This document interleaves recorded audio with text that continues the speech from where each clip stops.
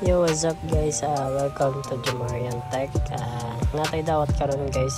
Xiaomi may Note 10 Lite. Ang issue ani is ang logo naka-MI lang siya. So aton siyang trabahoon sa pamaagi sa pag CPU.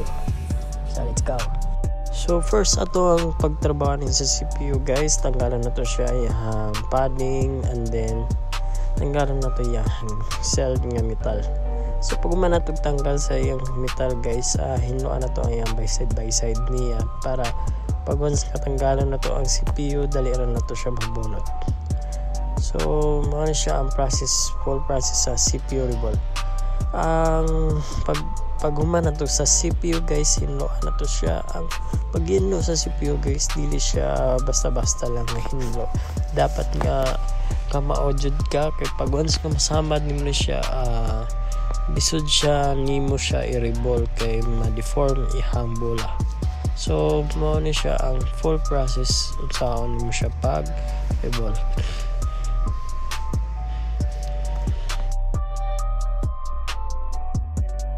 So sa third nga process guys, ato na siya revolve. Ang pag-revolve nato ani guys, dili pud siya basta-basta kay ang bola sa CPU is gabi jud siya gamay, so kailangan good siya ka gamitan na tong microscope. So guys, meron na itong finished product. So nilaos na siya guys, okay na siya, tanan function okay na siya. Thank you for watching.